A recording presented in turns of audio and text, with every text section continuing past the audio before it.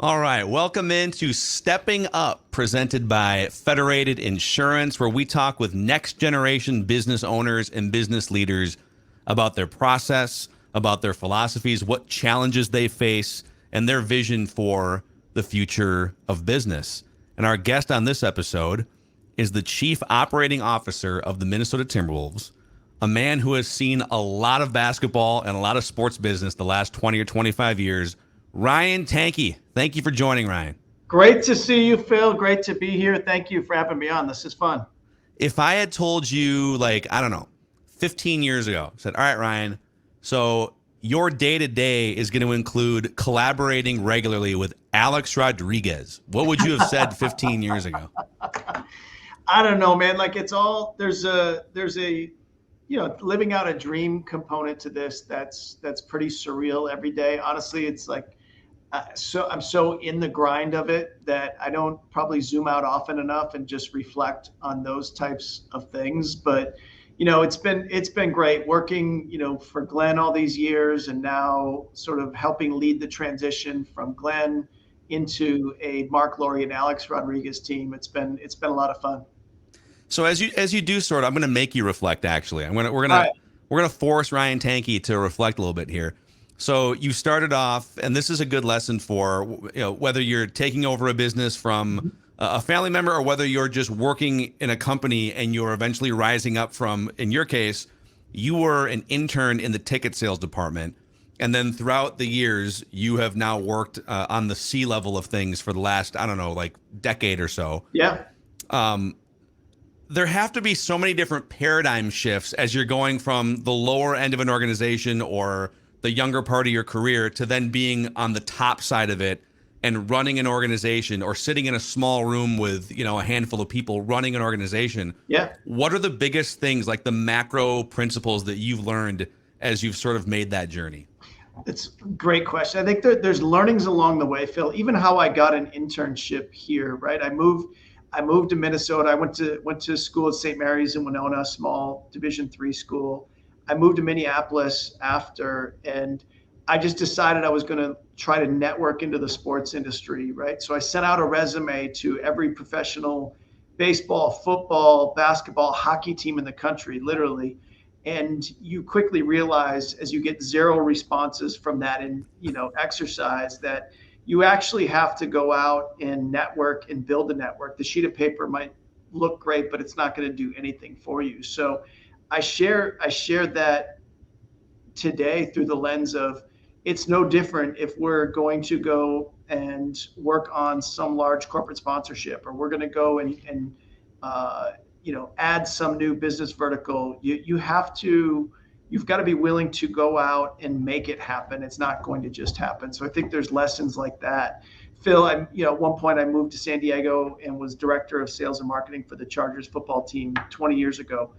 And at that point, I had never even really been to California, and I was super comfortable here, had a great network here. And so the idea of taking chances and getting uncomfortable when you are comfortable, like those types of things along the way. Not being from here, I had no master vision of coming back to Minnesota or back to the Timberwolves. Maintaining relationships, I think, was the key in all of that. As the Timberwolves were, heading towards certain levels of restructuring, there were opportunities that presented itself because I maintained relationships. I think all of those three things I just named off the top of my head, being aggressive and making things happen, being willing to get uncomfortable and take chances, and then maintaining relationships. I think those are three things to this day that, serve, leaders really well as you're, building a company or running a company. Have you felt at every step, whether it was going to San Diego or whether it was overseeing revenue as the CRO and then the COO, when you've graduated to different parts of your career, how ready did you feel as you sort of climbed those ladders? I remember a couple people, it's kind of cliche, have told me that you should be striving to feel uncomfortable, that if you don't feel uncomfortable taking a step, then you're probably not looking to maximize, whatever your potential is. What has been your level of comfort stepping into each new rung of that ladder? I think you're always uncomfortable. And I think if you're not uncomfortable, there's something off, right? Like you really should have some level, because there's a certain obligation that comes, or responsibility that comes with stepping into roles. And so at different points, I think, each step in that leadership journey, Phil, requires a little bit different skill set. And how you manage a director when I was a vice president is very different than how I was managing vice presidents when I was a chief revenue officer, and C-level employees that I have oversight of today, right? So you learn along the way. And I think some of the mistakes that I've made along the way are very real, which is you try to do too much. And if you try to do too much and over sort of manage any specific area, there's other things that fall through the cracks. And so as you grow, you've got to, for me, Bill, it's how I prioritize is critical. I think the same work ethic that got me in the door 25 years is still the same work ethic I bring to the table every single day today. So that part, thankfully, has always sort of been there for me. And I've always loved doing that. I've always loved the work. But I think how you manage and how you grow in every step, you should have a little bit of discomfort as you're going in, because I think that's healthy. And you've got to like step into it, and there's certain learned characteristics as you go. See that, I think you touched on the way that you would manage a director as a vice president is different than the way you would manage a vice president when you're in the C-level of things. If I could sort of broaden that out, as you're going up the ladder to become a director, to become a vice president, you're grinding and working, I would think, in a different way. Like you're grinding no matter what, but what is the difference in the work? Is it, I'm assuming on the C-level of things, and this applies to business owners too, it's probably more about macro principles than sort of like in the weeds and working on micro things? Or how would you sort of characterize at the C-level the way that you're allocating your time in a workday? When I'm functioning at my best, which means I'm probably bringing the most value to my role or most value to the company, I'm functioning through a lens, I call it lead, involve, and inform, Phil. And I'll know when those things are, off balance or something. But when you get to the lead part of this, which are the things, here's what Ryan is actually leading, here's what I'm leading, those shouldn't be more than 3 or 4 things at any time, Phil, right? So things that I'm actually driving for the organization and charged with leading, I really believe should be 3 or 4 things, right? That was the mistake I made a lot of times earlier in my career leading things, which is you try to lead too many things. The second bucket that I call involve are things, Phil, that I'm not necessarily leading, but they're more than informing me. I want to be part of that process. So somebody on my leadership team might be driving and leading it, but I want to be involved throughout, and should be involved throughout, and making sure there's real clarity with my team around what those items are. And then truthfully, 90% of what happens should be informed, which means these are things that I've got great people. We have tremendous leaders here that are driving big, big, big things. Most of those things, I just need to be kept informed. And so when I'm going through, and if there's a question I have along the way, I can bubble that up, or I can ask. But I shouldn't be leading more than 3 or 4 things. I shouldn't probably be involved with 6 or 10 things. And then the rest of it, honestly, hire great people, get out of the way, and let them go.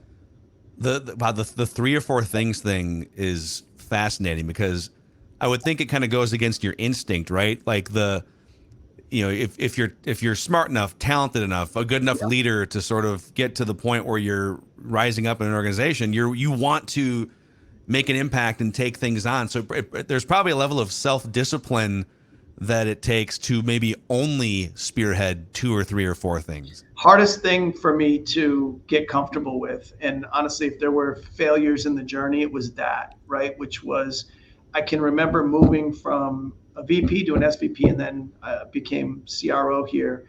And when I was managing vice presidents and still wanting, not only still wanting to be in certain meetings or in certain aspects of the day-to-day, that just, it made everything unhealthy if I'm not 6 weeks, 6 months out, and at some cases things we're working on today might be 6 years out. And so making sure that, where somebody's got to be, the definition of leading is being out in front, right? So I've got to make sure I'm not, in it too much. I've got to be working on it, as you've said.